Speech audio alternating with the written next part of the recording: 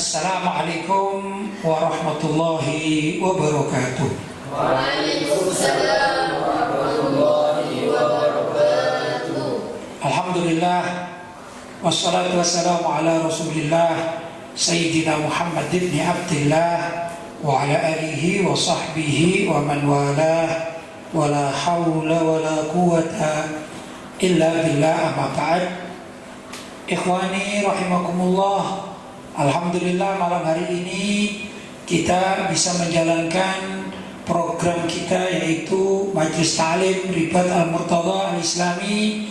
Mudah-mudahan program yang baik ini dapat membawa manfaat dan keberkahan bagi kita semua, dan mudah-mudahan Allah mencatat kita sebagai thalabul ilmi sampai kelak tatkala kita dipanggil oleh Allah SWT tetap dijadikan sebagai thalabul ilmi, yaitu orang-orang yang haus dalam mencari ilmu. Allahumma amin. Apalagi dewasa ini, ma'asyarul muslimin yang dirahmati Allah, kita tentunya bicara sesuatu yang besar. Di samping saat ini kita berada pada bulan suci Ramadan, tapi tentu usai itu kan habis Ramadan ada Syawal, kan gitu ya, ada Dzulqa'dah, ada Dzulhijjah dan lain sebagainya. Insyaallah akan kita jalani dalam 1 tahun suntuk ke depan, gitu ya. Nah, kita sekarang pada bulan suci Ramadan ini, alhamdulillah banyak amalan-amalan kita yang pahalanya dilipat gandakan dan dosa-dosa kita diampuni oleh Allah SWT.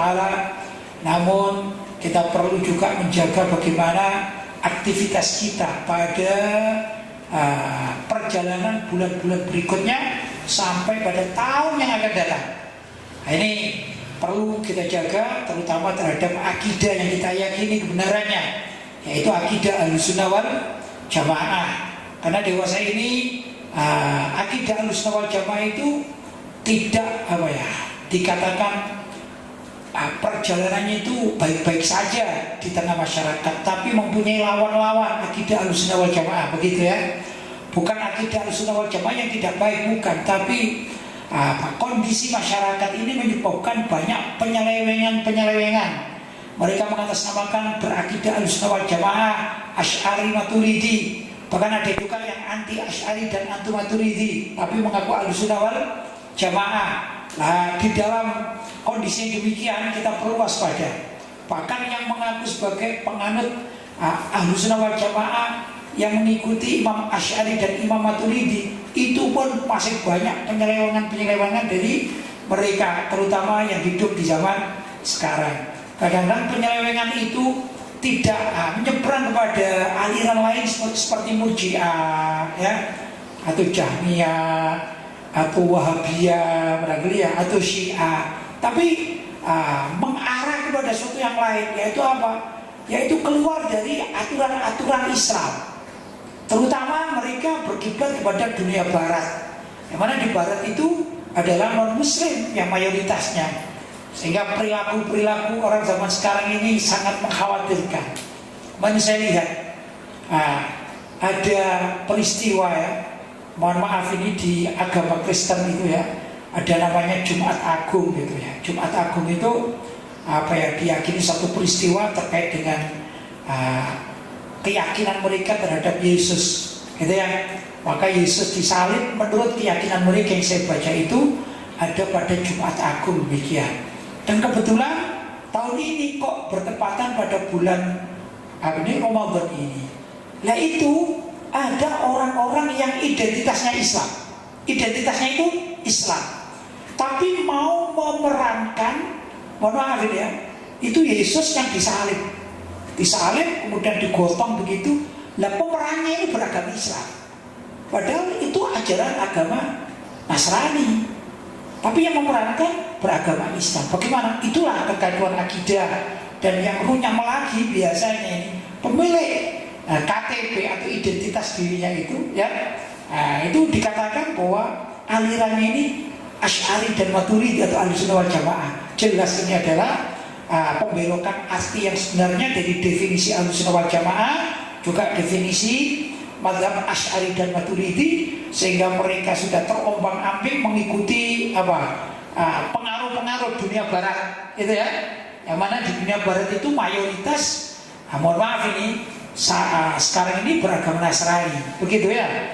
Ini tidak lepas dari firman Allah SWT, "Walan tarda 'ankal yahudu walan nasara hatta tattabi'a millatahum." Ya, walan tarda, selama-lamanya tidak akan tinggal diam angka atas dirimu. Di sini angka yaitu dari Nabi Muhammad SAW, tapi hakikatnya juga pada kita umat Islam. Siapa yang tidak akan tinggal diam itu? Al-Yahudu wa Nasara, yaitu orang-orang Yahudi dan orang-orang Nasrani. Hatta tattabi'a millatahum, sampai kalian ini umat Islam mengikuti milah mereka. Nah, para ulama mengatakan milah itu bukan sekedar ikut agama mereka. Misalnya kita diharapkan untuk pindah agama, itu memang tujuan utama. Tapi bukan sekedar itu. Milah adalah perilaku, kebiasaan, ya. Termasuk juga misalnya orang Yahudi mempunyai kebiasaan apa? Misalnya orang Yahudi kebiasaannya, kalau zaman dahulu dikatakan hari Sabtu itu hari kebesaran mereka, hari besar mereka hari Sabtu, ya. Itu orang Yahudi. Kalau orang Islam hari kebesaran kita, hari besar kita hari Jumat. Kalau orang Nasrani hari Ahad, kan begitu ya. Orang Yahudi itu menginginkan umat Islam itu tidak lagi misalnya meramaikan sholat Jumat, tapi gimana kalau hari Sabtu itu menjadi ramai dunia ini, dan yang meramaikan adalah orang Islam. Namanya milah juga, kebiasaan, ya, milah juga. Itu satu. Kedua, dari kalangan Nasrani juga tentunya begitu, mengharapkan kita ini pindah agama.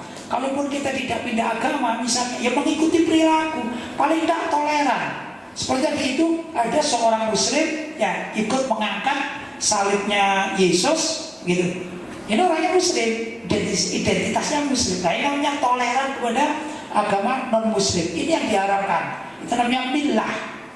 Milahnya orang Nasrani, tadi milahnya orang Yahudi. Maka dikatakan hatta tattabi'a millatahum, sampailah kalian yaitu umat Islam itu mengikuti milah, kebiasaan atau ritual-ritual mereka, begitu ya.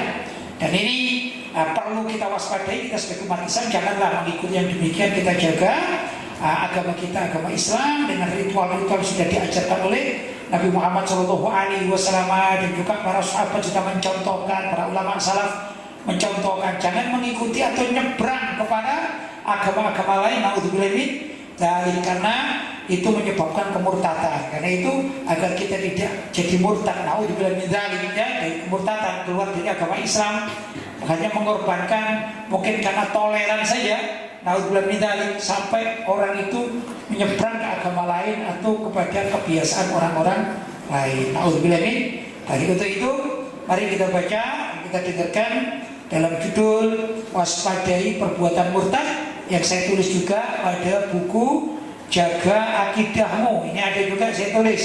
Mudah-mudahan dengan demikian nanti kita bisa waspada terhadap hal-hal yang menyebabkan orang itu tanpa sengaja atau tidak diketahui karena keawamannya barangkali ya tiba-tiba dia murtad dari agama Islam. Naudzubillah min dzalik. Silakan baca. Bismillahirrahmanirrahim. Mewaspadai perbuatan murtad. Definisi murtad dinukil dari kitab Sautul Mimbar karangan Syekh Muhammad Al-Hajar, halaman 267 adalah qat'u mukallafin mukhtarin al-islama biniyatin mukfiratin aw fi'lin mukfirin aw qawlin mukfirin sawa'un qalahu istihza'an aw i'tiqadan aw inadan.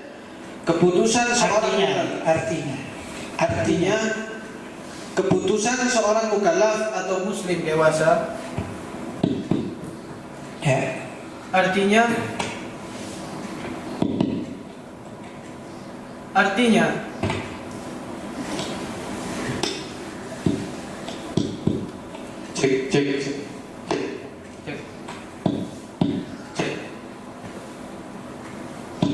cek satu dua.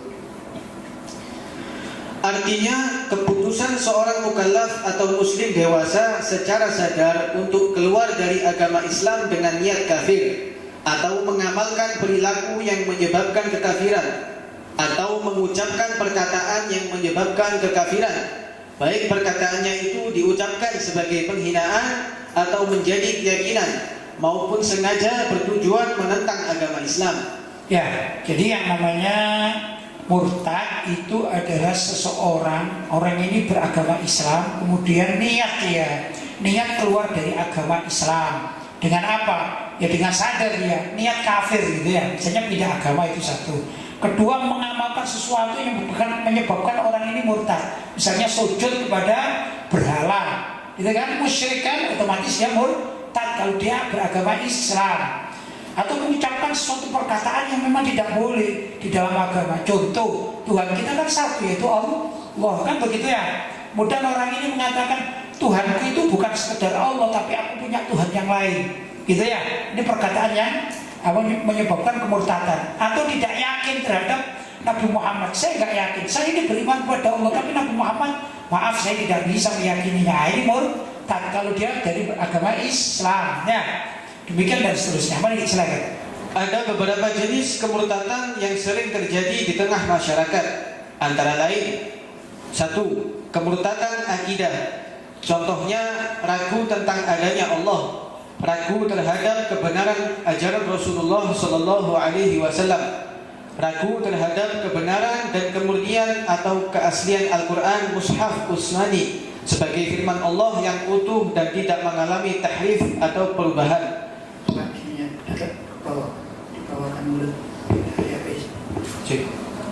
Lanjut. Yang kedua, murtad karena perilaku. Contohnya sujud atau menyembah patung, atau memberi sesajian kepada berhala atau kepada makhluk lainnya seperti penyembahan dan menyediakan sesajian kepada bangsa jin dengan niat mempertuhankannya. Ya. Jadi apa tadi? Orang yang ingkar terhadap Al-Quran misalnya, itu ya murtad gitu ya. Namanya murtad secara akidah. Terus ragu terhadap kebenaran Al-Quran. Ada mengatakan Al-Quran tidak relevan misalnya, ini juga namanya murtad. Atau murtad karena perilaku. Contohnya ada orang yang sujud kepada patung, termasuk juga berbangga tatkala ada patung tadi itu ya, patung Yesus gitu ya.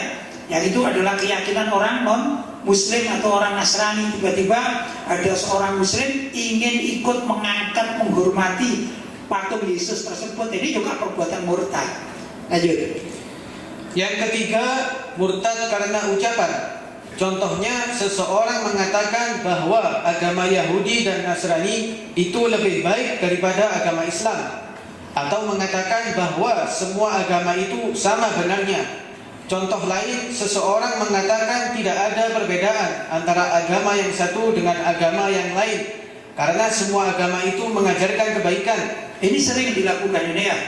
Orang mengatakan semua agama itu kan mengajarkan kebaikan. Nggak ada agama apapun mengajar kejahatan, itu nggak ada. Jadi sama aja, Islam, Kristen, Yahudi, terus apa ya, Konghucu misalnya ya, Hindu, Buddha, sama aja mereka mengajarkan kebaikan. Tapi karena agama-agama lain itu tidak meyakini ketuhanan Allah dan tidak meyakini kerasulan Nabi Muhammad, maka orang yang mengatakan semua agama itu sama dan mengajarkan kebaikan, ini murtad hukumnya. Lanjut. Seseorang yang memuji-muji kaum kafir serta menghina kaum muslimin. Seseorang yang mengatakan aku benci kepada ajaran agama Islam. Seseorang menghina alma mater umat Islam seperti masjid, pakaian imamah, sorban para ulama, jilbab wanita muslimah dan sebagainya dengan niat menghina agama Islam. Ya, itu termasuk murtad ya. Perbuatan murtad karena apa? Ucapan. Kan ada orang mengatakan, ngapain kamu pakai jilbab?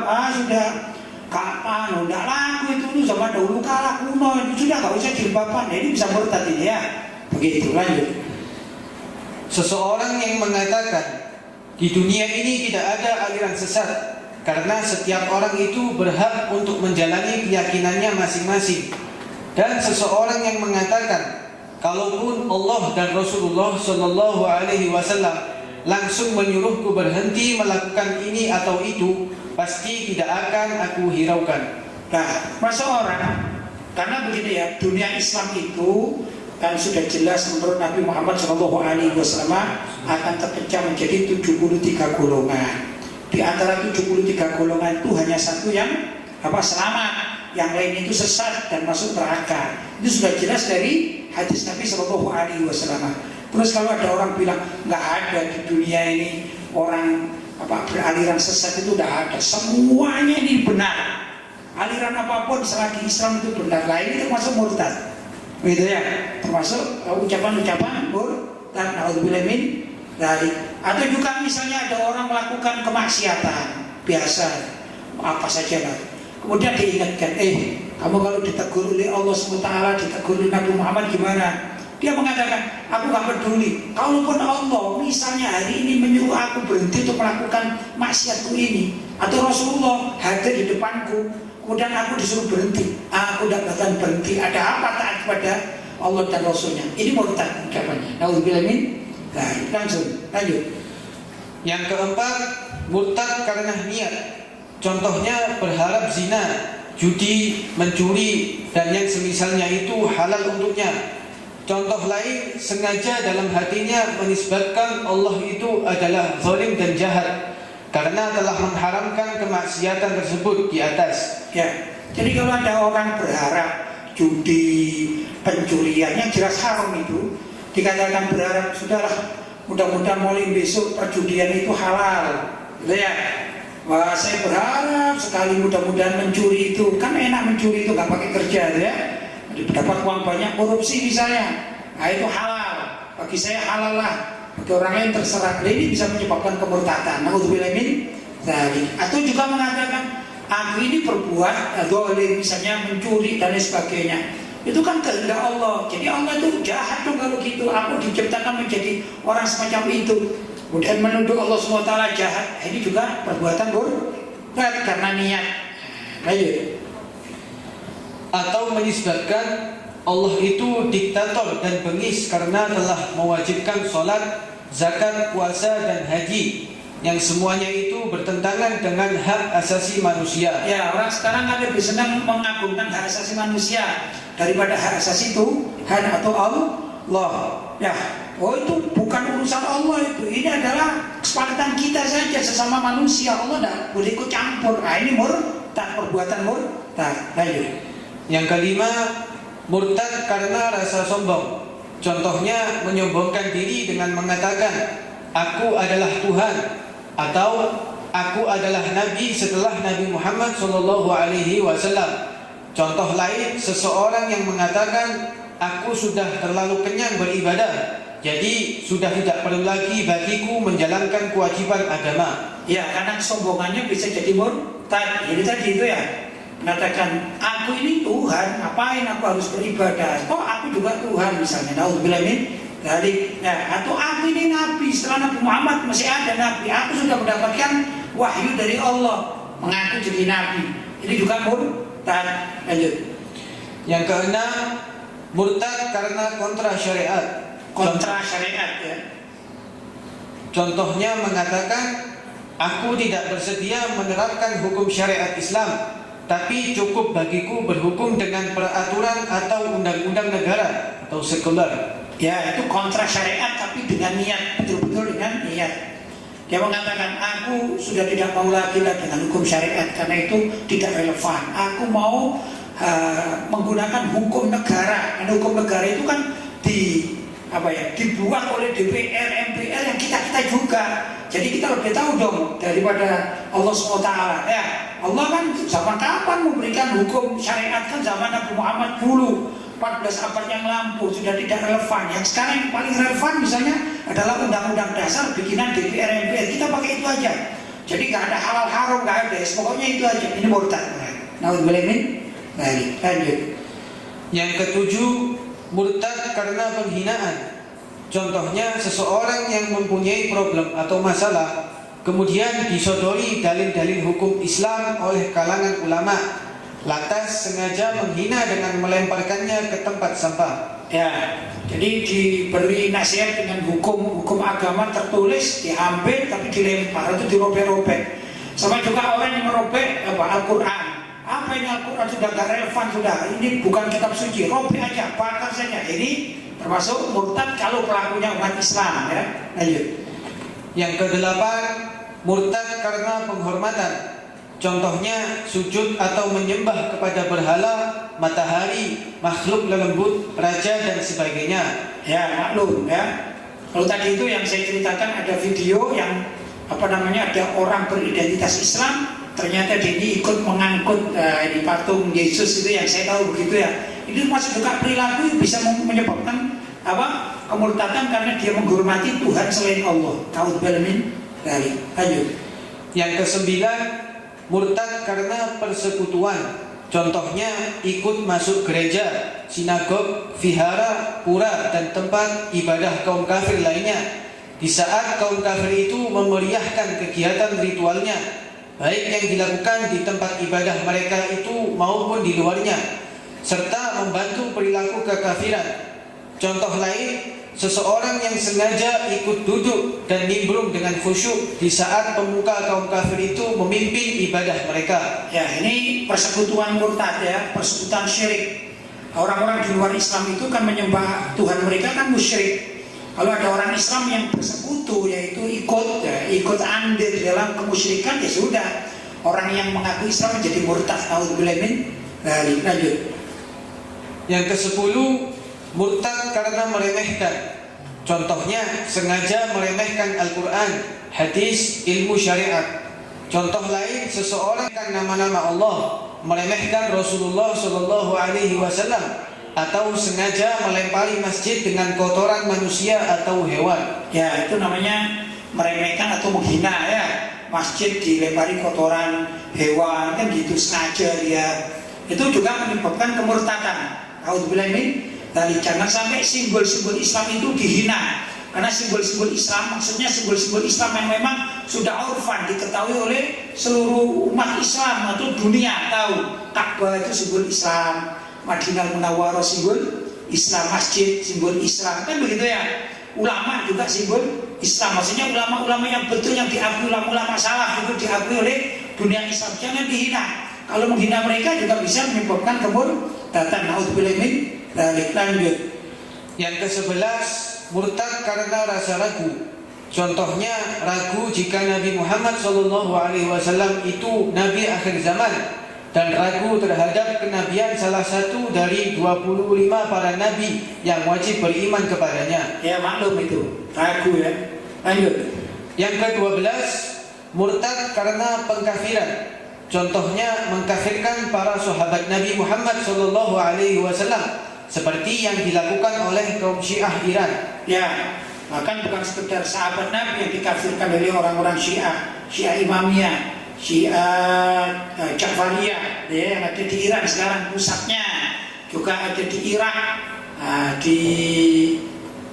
Di Irak ya, ada pusat di sana. Kemudian mereka ini kalau di dalam buku-buku literatur mereka itu mengkafirkan istri-istri Nabi dan juga para sahabat Nabi. Jelas ini adalah aliran sesat, dan pengikutnya bila mana berasal dari orang Islam kemudian pindah menjadi Syiah, karena murtad namanya, karena mencaci maki para sahabat Nabi, bahkan mengkafirkan sahabat Nabi. Di YouTube banyak itu ya. Di YouTube banyak ada tokoh Syiah yang terang-terangan mengkafirkan Sayyidina Abu Bakar, Sayyidina Umar, Siti Aisyah, Siti Hafsah, itu ada.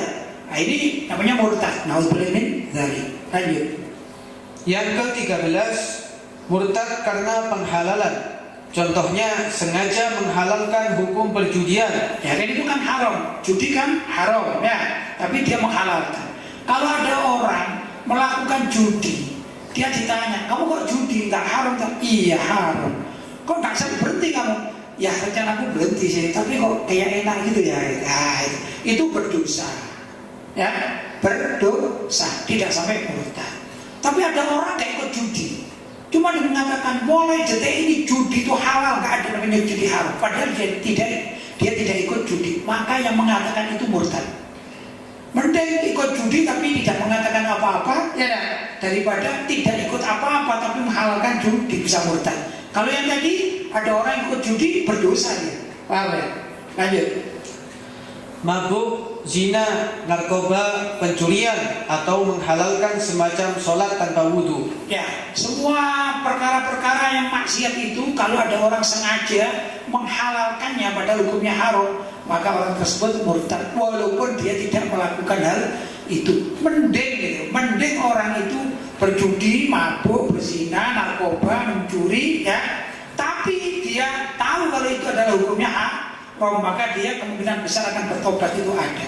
Paling tidak iktiraf, pengakuan dia, oh iya mabuk itu dosa, oh mencuri itu dosa, oh korupsi itu dosa, oh narkoba itu dosa. Pengakuan itu ini suatu kebaikan bagi dia. Karena apa? Besok diharapkan orang yang melakukan itu tapi tidak menghalalkan, besok masih bisa masuk surga walaupun harus masuk neraka dulu. Itu juga nantinya masih ditimbang-timbang dengan amal-amal ibadah yang lain. Mungkin orang yang ahli mabuk tapi dia suka sedekah, orang yang suka mencuri tapi suka sholat misalnya, nah itu nanti akan ditimbang-timbang begitu ya.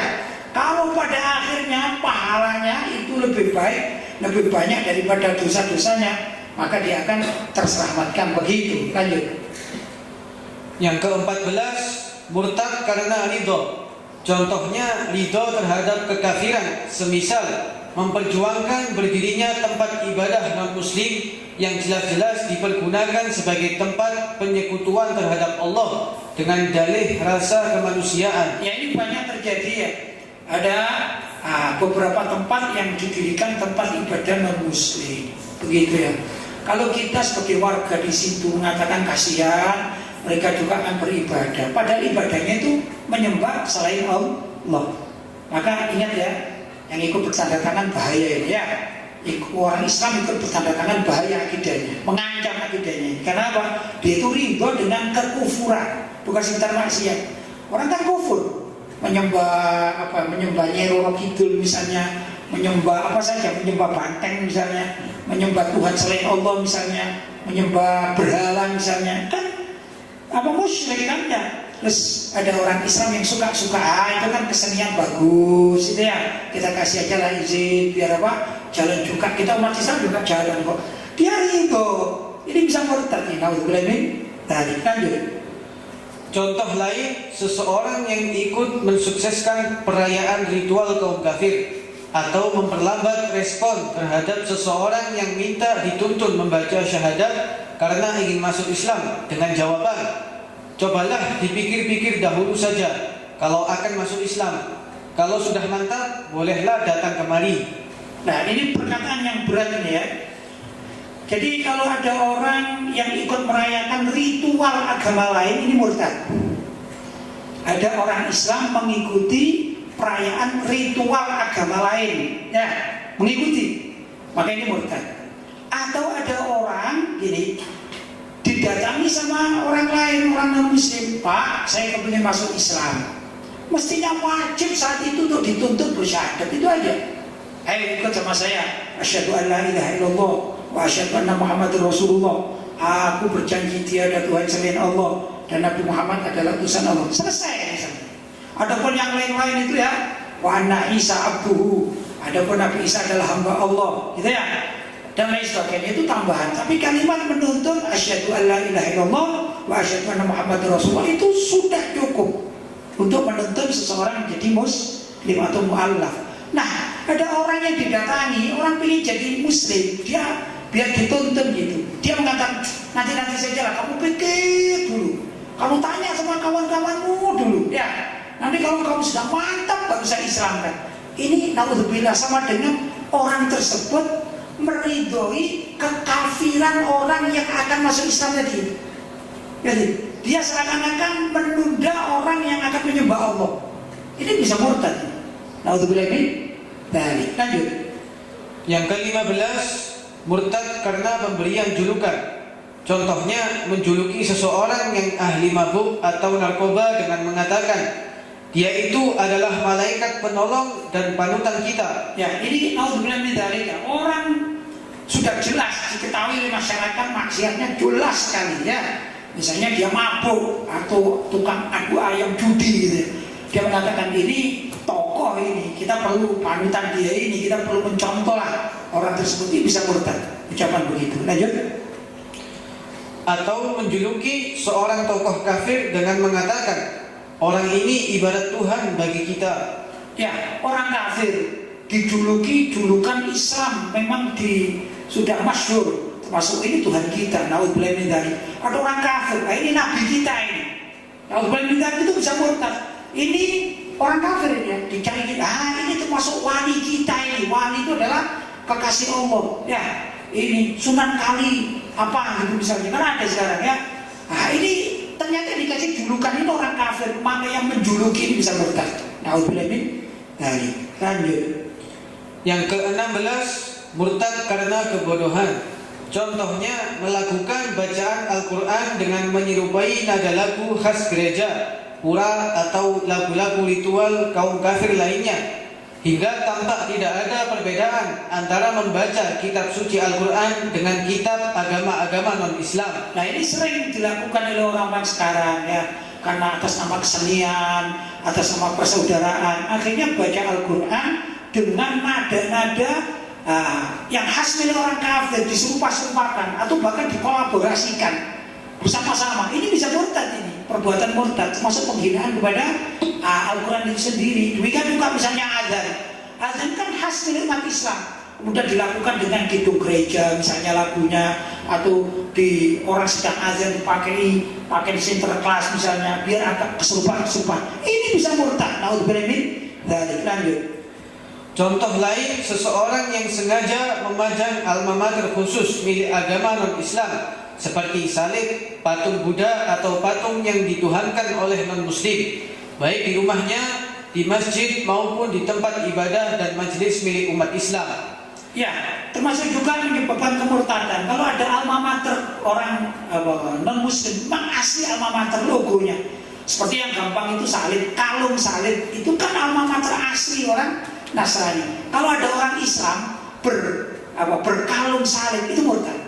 Ya, hanya berkalung salib saja berarti dia bangga terhadap ajaran agama lain, bisa murtad. Atau juga memajang patung Buddha atau patung apa gitu ya di rumahnya, entah di pojokan apa ini ya, patung apa ya, kita kan saling menghormati, itu udah murtad orang tersebut ya. Naudzubillah min dzalik. Lanjut.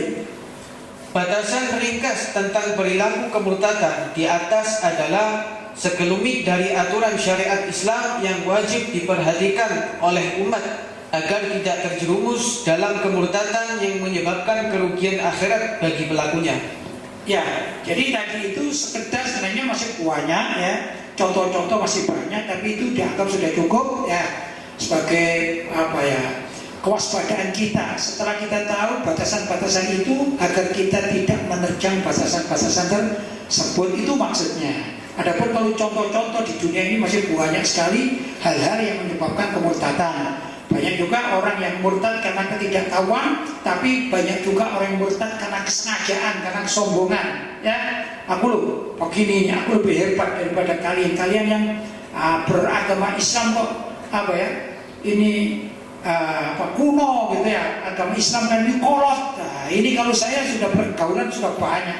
Nah, kayak gitu-gitu menyebabkan orang tersebut jatuh pada kemurtadan. Naudzubillah min dzalik dengan kriteria yang berapa tadi? 16 yang tercatat, 16 hal ya. Mudah-mudahan kita mendapatkan keberkahan dari Allah SWT, akidah kita dijaga oleh Allah SWT.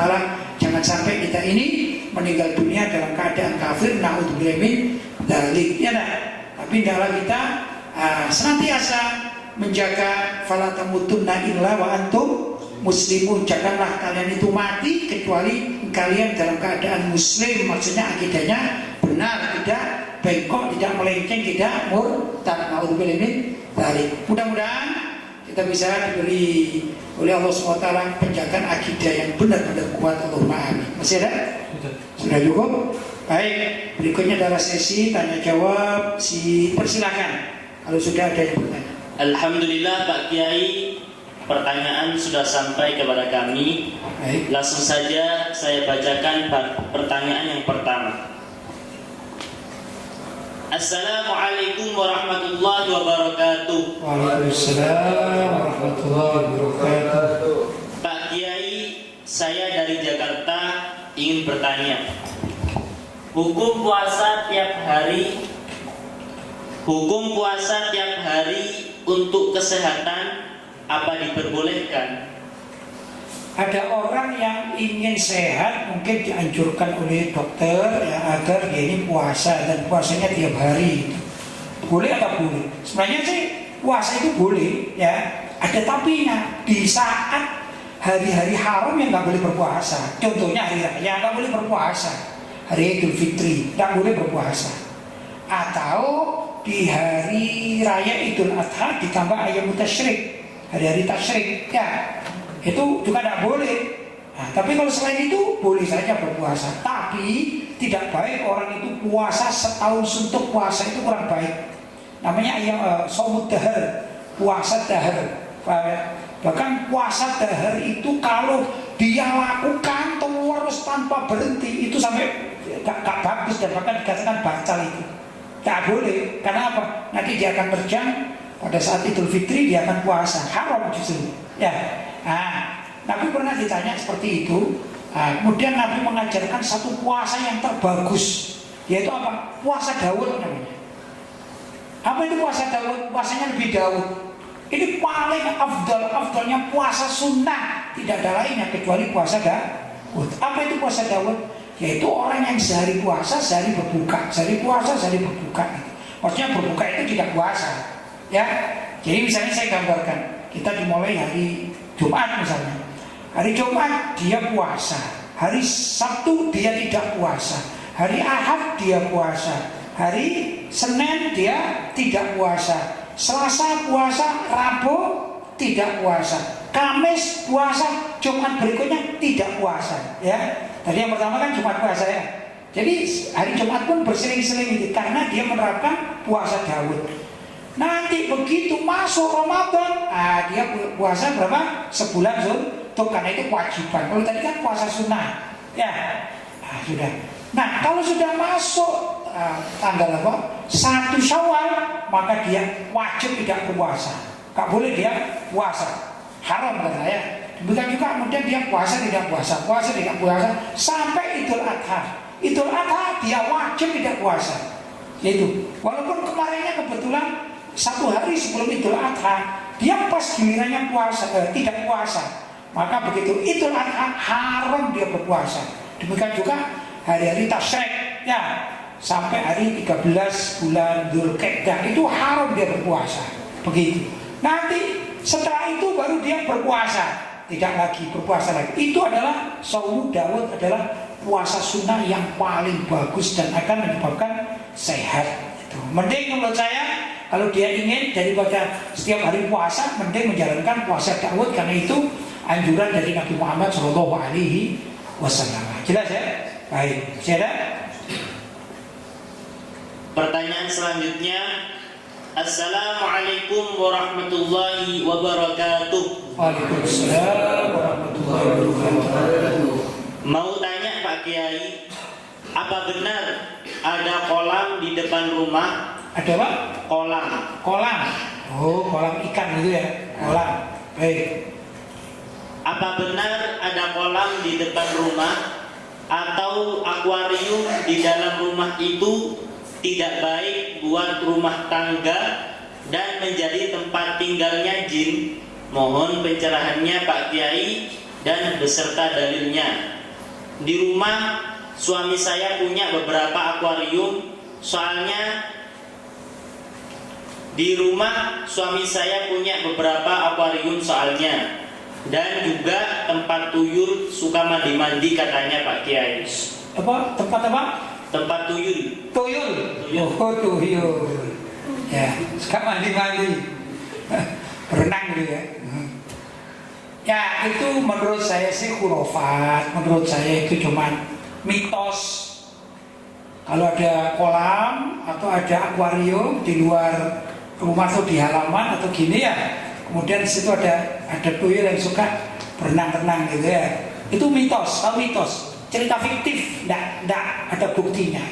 Paham? Pertama, kalau ada rumah di depannya ada akuarium atau ada kolam, tidak masalah, itu boleh-boleh saja, tidak terbukti. Ya, saya punya akuarium juga nggak terbukti ada tuyulnya, nggak ada. Ya, banyak di rumah-rumah kita. Apalagi di pasar ikan. Di pasar ikan itu apa banyak tuyulnya gitu. Ya udah. enggak juga terbukti. Jadi gimana toyol itu? Begini loh, toyol kalau memang betul itu ada dalam artian toyol yang suka mencuri uangnya orang kampung itu ya, itu bukan karena ada akuarium, bukan.